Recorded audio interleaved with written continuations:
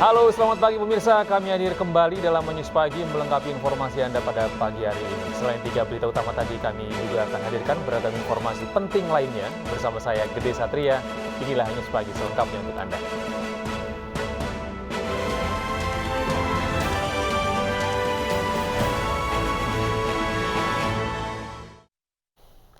Pemirsa, pencurian di sekolah di Kabupaten Jombang, Jawa Timur kini kembali terjadi. Dalam kamera CCTV diduga pelaku orang yang sama dengan pencuri di sekolah sebelumnya.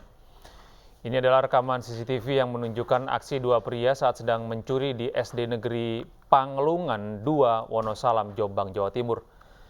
Setelah merusak jendela, pelaku masuk dengan tenang. Kedua pelaku berusaha mencari barang berharga yang ada di dalam ruang guru. Pelaku mencuri sebuah proyektor. Kedua pelaku diduga merupakan orang yang sama dengan pencurian barang elektronik dan uang tunai yang juga terekam CCTV di SD Negeri Wonosalam 5 beberapa waktu lalu. Para guru berharap polisi dapat segera menangkap pelaku agar pencurian semacam ini tidak kembali terjadi di sekolah lain.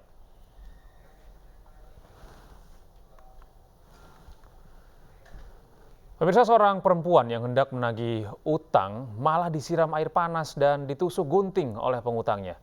Peristiwa yang terjadi di Cengkareng, Jakarta Barat ini menyebabkan korban menderita luka bakar.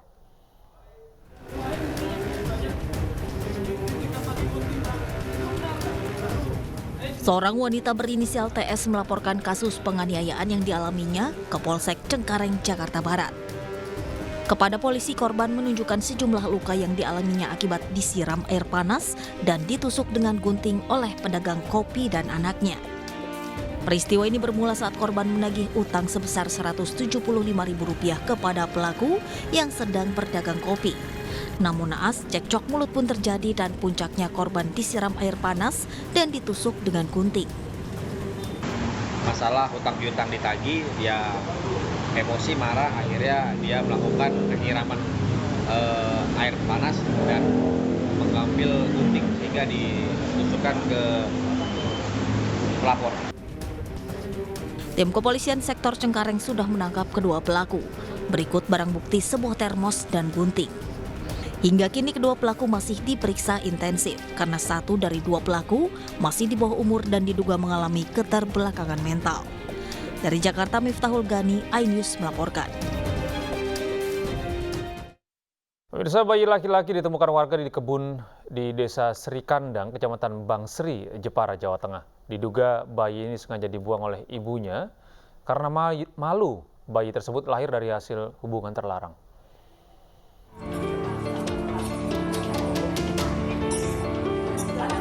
Warga Desa Sri Kandang, Kecamatan Bangsri, Jepara, Jawa Tengah digemparkan dengan penemuan bayi laki-laki di tengah kebun dekat kandang sapi Jumat malam. Temuan bayi ini diketahui warga setelah mendengar suara tangisan bayi yang tak kunjung berhenti. Awalnya warga takut karena mengira suara hantu.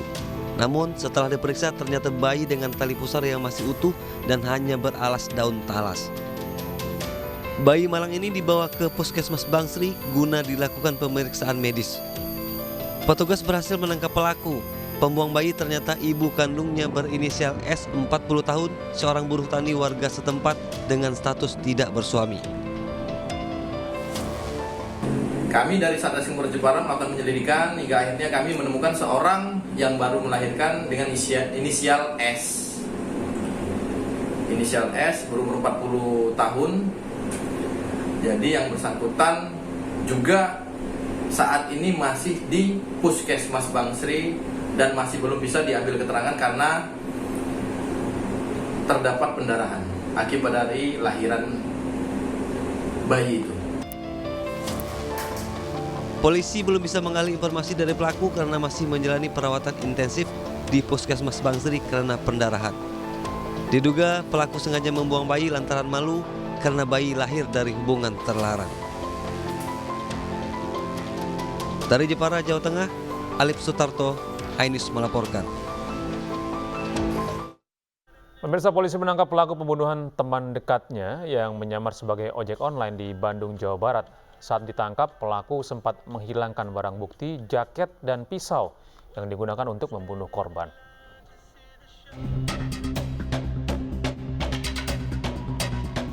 Pria berinisial FA, pelaku pembunuhan teman dekatnya Atorik Muhammad Bagja, diringkus Satreskrim Polresta Bandung. Pelaku ditangkap di rumah orang tuanya di Buah Batu, Kota Bandung, usai polisi mendapatkan ciri-ciri pelaku usai melakukan aksinya.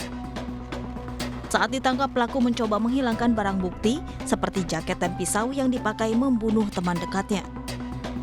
Pelaku membunuh korban sekaligus pria teman dekatnya karena marah dan sakit hati lantaran korban akan membuka aib pelaku dengan cara memviralkan foto perbuatan pelaku dengan korban. Saat beraksi, pelaku berpura-pura mengantarkan paket ke kediaman korban. Setelah pelaku masuk ke dalam, pelaku langsung menusuk korban dengan pisau yang telah disiapkannya. Pelaku mengaku mendapatkan inspirasi tentang cara membunuh korban dari internet. Tersangka sakit hati dan juga kecewa terhadap korban yang korban menyampaikan berupaya untuk menyebarkan foto-foto milik tersangka, ya, sehingga tersangka merasa marah dan kecewa sehingga merencanakan pembunuhan ini dengan cara membeli jaket ojek online dengan senjata tajam, kemudian sengaja masuk ke dalam rumah pura-pura mengantarkan paket. Atas perbuatannya, pelaku dijerat pasal 340 subsidiar pasal 338 KUHP dengan terancam hukuman mati atau penjara seumur hidup karena masuk dalam kategori pembunuhan berencana. Dari Bandung, Jawa Barat, Sofat Endrawan, iNews melaporkan. Rekonstruksi kasus pembunuhan bocah yang pulang mengaji di Cimahi, Jawa Barat diwarnai kekesalan keluarga. Sejumlah warga berusaha menyerang pelaku, namun akhirnya berhasil digagalkan polisi. Ibu, nanti siapa nanti. Keluarga korban tidak bisa menahan emosinya saat pelaku pembunuhan melakukan rangkaian rekonstruksi. Ibu korban bahkan sempat akan menghampiri pelaku, namun dapat ditahan oleh pihak kepolisian. Tidak hanya keluarga korban, warga di sekitar lokasi pun sempat mencoba mendekati korban. Proses rekonstruksi baru dilanjutkan setelah warga tenang dengan pengawalan ketat kepolisian.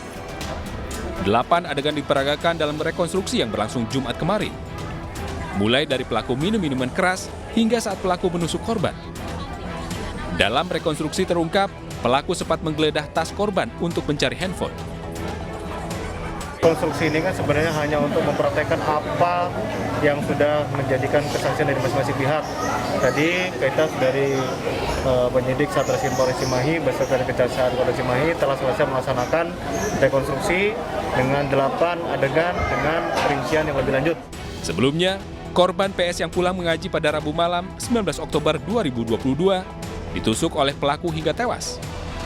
Kasus ini pun sempat menjadi viral lantaran terekam kamera CCTV. Pelaku ditangkap setelah 4 hari buron. Akibat perbuatannya, pelaku terancam hukuman maksimal seumur hidup atau hukuman mati. Dari Cimahi, Jawa Barat, Yuwono melaporkan. Terduga pembakar warga yang tewas mengenaskan telah diamankan polisi. Ironisnya, terduga pelaku merupakan anak tiri korban.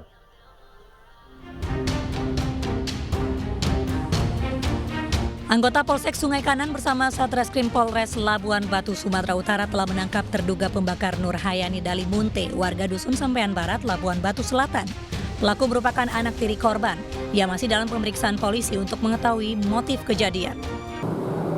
Hasil daripada penyelidikan kita, terduga pelaku telah diamankan dan saat ini telah dikembangkan. Terduga pelaku inisial DH, anak tiri daripada korban. Sebelumnya, warga desa Sampean dibuat geger dengan tewasnya korban yang terluka bakar di sekujur tubuhnya hingga gosong. Peristiwa ini pertama kali diketahui oleh anak tiri korban yang satu rumah dengannya.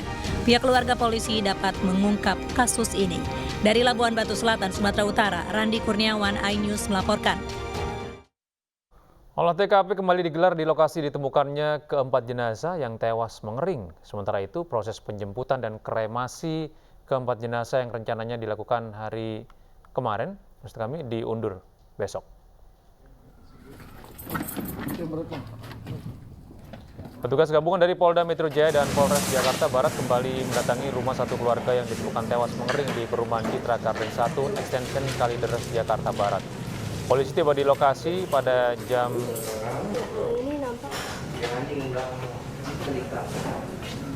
12 siang. Mereka didampingi Ketua RT setempat, Asyung. Sejam kemudian mereka keluar dengan membawa sejumlah barang-barang milik keluarga. 2 box serta 2 plastik dibawa tim lapor. Usai menggelar olah TKP, petugas langsung meninggalkan lokasi kejadian tanpa memberikan keterangan apapun.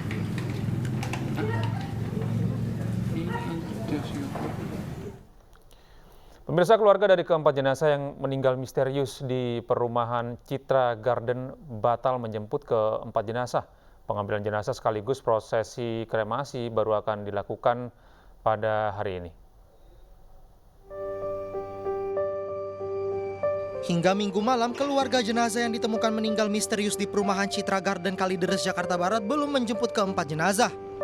Keempat jenazah berada di ruang instalasi forensik Kramat Jati. Menurut informasi dari pihak Humas RS Polri, proses pengambilan jenazah oleh pihak keluarga baru akan dilakukan hari Senin. Sementara itu, proses kremasi keempat jenazah yang rencananya dilakukan pada hari Minggu juga ditunda hari Senin karena lokasi krematorium yang penuh. Diketahui proses kremasi akan dilakukan di krematorium di kawasan Cilincing, Jakarta Utara. Proses kremasi ini sudah mendapatkan izin pihak kepolisian setelah sebelumnya keluarga mendatangi Mapolsek Kalideres guna melengkapi berkas pengambilan keempat jenazah sekaligus permohonan untuk proses kremasi. Dari Jakarta, Tim Liputan iNews melaporkan. Pemirsa, polisi masih terus melakukan penyelidikan terkait kematian misterius 4 orang sekeluarga di Komplek Perumahan Citra Garden, Jakarta Barat. Tidak ada warga yang mengetahui pekerjaan keempat korban karena keempatnya dinilai tertutup.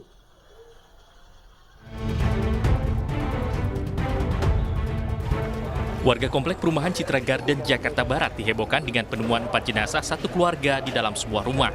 Penemuan 4 jenazah ini diawali dari warga serta petugas PLN yang mencium bau tidak sedap dari dalam rumah sejak 4 hari lalu. Warga kemudian melaporkan hal itu ke Ketua RT setempat dan membongkar paksa rumah tersebut. Saat dibuka sudah ditemukan 4 orang penghuni rumah dalam kondisi sudah membusuk. Kepolisian Polres Metro Jakarta Barat yang tiba di lokasi langsung mengevakuasi keempat jenazah tersebut ke Rumah Sakit Polri Kramat Jati, Jakarta Timur untuk diotopsi. Dari hasil pemeriksaan kondisi jenazah sementara, polisi tidak menemukan adanya tanda kekerasan pada tubuh para korban. Tim dokter justru menemukan jika keempat jenazah tidak menerima nutrisi baik dari makanan dan minuman selama 3 minggu yang diduga menjadi penyebab kematian keempat korban. Dan tadi pagi kami mendengarkan keterangan berdasarkan informasi dari dokter dan anggota yang menyaksikan hasil pemeriksaan secara laboratoris di otopsi bahwa terhadap 4 mayat tersebut tidak ditemukan tanda kekerasan.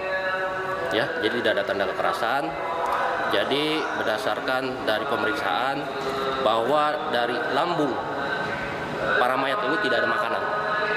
Jadi bisa diduga berdasarkan dari pemeriksaan dari dokter laboratoris bahwa mayat ini tidak ada makan dan minum cukup lama. Karena ditemukan dari otot-ototnya pun juga sudah mengecil. Polisi juga masih menyelidiki dugaan pencurian mobil korban melalui pengecekan kamera pengawas. Tentunya penyelidikan tentang adanya informasinya mobil kepemilikan dari korban tersebut dilakukan dengan cara cek CCTV di sekitar, benar atau tidaknya korban memiliki mobil dan kapan terakhir terlihat, sehingga tim juga masih belum bisa memberi hasil keterangan bahwa ada kaitannya kehilangan mobil atau tidak. Tidak ada warga yang mengetahui pekerjaan keempat korban lantaran keempatnya dinilai tertutup dan jarang berinteraksi dengan warga. Namun dugaan keempat korban meninggal karena kelaparan membuat warga bingung karena keluarga itu merupakan keluarga golongan berada. Tim Liputan iNews melaporkan. Kereta pengangkut BBM tabrak minibus di Sidoarjo, Jawa Timur. 1 orang tewas. Kami hadirkan informasinya sesaat lagi.